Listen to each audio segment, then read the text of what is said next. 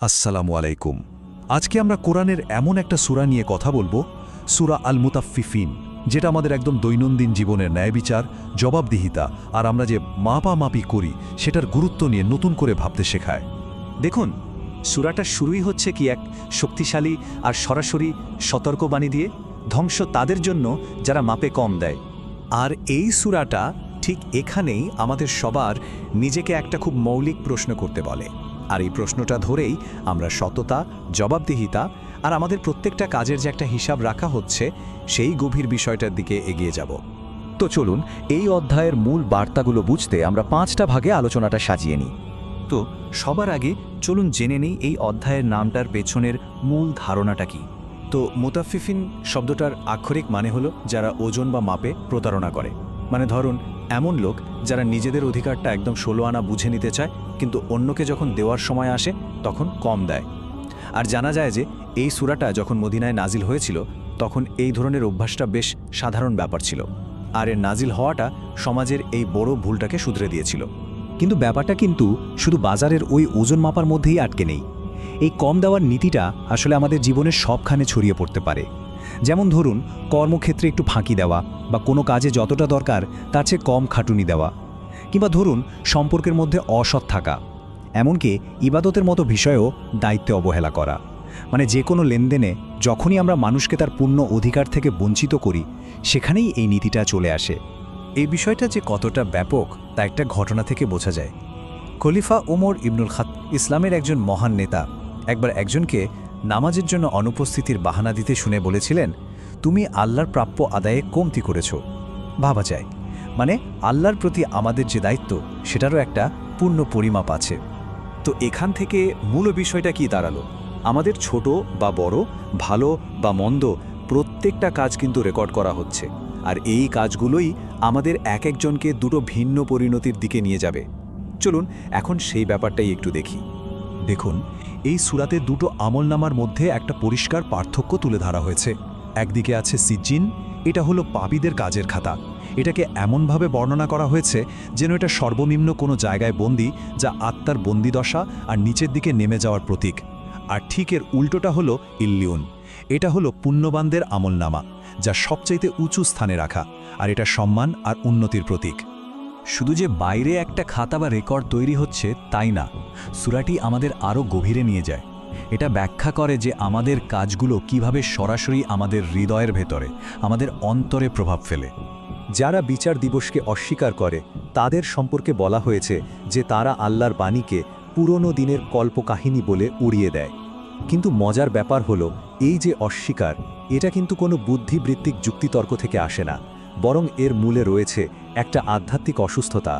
কোরআন এখানে একটা অসাধারণ রূপক ব্যবহার করেছে।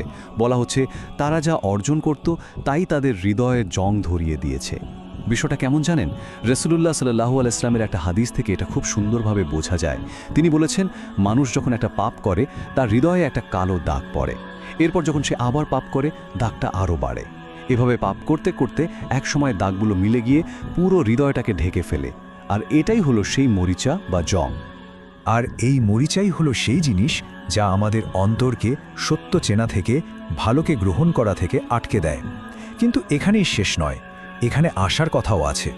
তওবা করা মানে অনুতপ্ত হয়ে পাপ থেকে ফিরে আসা এই মরিচা ধরা হৃদয়কে আবার আগের মতো পরিষ্কার আর চকচকে করে তুলতে পারে। এতক্ষণ তো আমরা সতর্ক বাণীর কথা শুনলাম।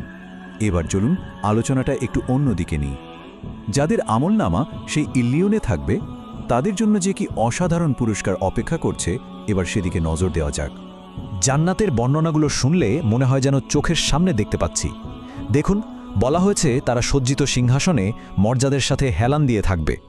তাদের চেহারা আনন্দে ঝলমল করবে। তাদের এমন বিশুদ্ধ পানীয় দেয়া হবে যা মোহর করা থাকবে, আর সেই মোহরের সুগন্ধ হবে কস্তুরীর মতো। শুধু তাই না, এই পানির সাথে মেশানো হবে তাসনিম নামের এক বিশেষ ঝারনার পানি। এই বর্ণনাগুলো শুধু আরামের কথা বলে না, বরং এক চূড়ান্ত সম্মান আর পবিত্রতার ছবি তুলে ধরে। এখন প্রশ্ন হলো, এই তাসনিম জিনিসটা কি? তাসনিমকে বলা হয়েছে জান্নাতের সবচাইতে উঁচু আর সেরা পানীয়র ঝর্ণা। এটা এতটাই বিশেষ যে যারা আল্লাহর সবচেয়ে কাছের তারা সরাসরি এই ঝর্ণা থেকে পান করবেন, আর অন্য পুণ্যবানদের পানীয়র সাথে এটা মিশিয়ে দেওয়া হবে তাদের সম্মান বাড়ানোর জন্য। এই অসাধারণ পুরস্কারগুলোর বর্ণনা দেওয়ার পর আল্লাহ একটা দারুণ কথা বলেছেন। তিনি বলছেন, আর এর জন্যেই প্রতিযোগীদের প্রতিযোগিতা করা উচিত। ভাবুন একবার, এই আয়াতটা আমাদের ডাক দিচ্ছে, বলছে এই দুনিয়ার ক্ষণস্থায়ী ছোটোখাটো জিনিসের জন্য প্রতিযোগিতা না করে যদি করতেই হয়, তবে এই চিরস্থায়ী অকল্পনীয় সুখ আর সম্মানের জন্য প্রতিযোগিতা করো। চূড়ার শেষ অংশে এসে আলোচনাটা আবার দুনিয়ার বাস্তবতায় ফিরে আসে। এখানে বিশ্বাসী আর অবিশ্বাসীদের মধ্যে যে সামাজিক সম্পর্ক, সেই বিষয়ে কথা বলা হয়েছে। আর প্রতিশ্রুতি দেওয়া হয়েছে এক চূড়ান্ত পরিবর্তনের, যেখানে সব কিছু উল্টে যাবে। দেখুন, এই দুনিয়াতে কি হতো? যারা অন্যায় করত তারা বিশ্বাসীদের নিয়ে হাসাহাসি করত, তাদের ঈমান আর ধৈর্য নিয়ে ঠাট্টা করত, আর বলতো এরা তো পথভ্রষ্ট। কিন্তু পরকালে ঠিকের উল্টোটা ঘটবে। তখন বিশ্বাসীরা সম্মানের আসনে বসে উপহাসকারীদের করুণ পরিণতি দেখবে, আর তারা তখন আনন্দিত থাকবে। এখানকার মূল কথাটা হলো, আসল সাফল্য কিন্তু দুনিয়ার জনপ্রিয়তা বা কে কি বলল তার উপর নির্ভর করে না, বরং ধার্মিকতা আর শেষ পরিণতির ওপরই সব কিছু নির্ধারিত হয়। আর এটা কোনো ছোটোখাটো প্রতিশোধের ব্যাপার নয়, এটা হলো ঐশ্বরিক ন্যায় বিচারের চূড়ান্ত প্রতিষ্ঠা। তো আলোচনা প্রায় শেষ। এবার এই সূরার আলোকে চলুন আমরা নিজেদের কিছু প্রশ্ন করি। প্রথম প্রশ্ন, আমি কি আমার লেনদেনে, আমার সব ধরনের আদান প্রদানে ন্যায্য থাকি? আচ্ছা, আমি কি আমার ইবাদেতে আর আমার উপর অর্পিত দায়িত্বগুলোতে আমার সেরাটা দিচ্ছি, নাকি এখানেও কোনো কমতি থেকে যাচ্ছে? আর হয়তো সবচেয়ে জরুরি প্রশ্নটা হলো এটা, আমার হৃদয়ে কি সেই মরিচা ধরতে শুরু করেছে যার কথা আমরা শুনলাম? দেখুন, সূরা আল মুতাফফিফিনের বার্তাটা একদিকে যেমন একটা শক্তিশালী সতর্কবাণী, ঠিক তেমনি এটা এক বিশাল আশার বাণীও। এটা আমাদের মনে করিয়ে দেয় যে দেরি হয়ে যায়নি। প্রতিটি পরিমাপক, প্রতিটি মাপকাঠি এখনও ঠিক করা সম্ভব, প্রতিটি হৃদয়কে এখনও পরিষ্কার করা যায়, আর প্রতিটি আমলনামা, আমাদের কাজের খাতা এখনও পরিবর্তন করা সম্ভব।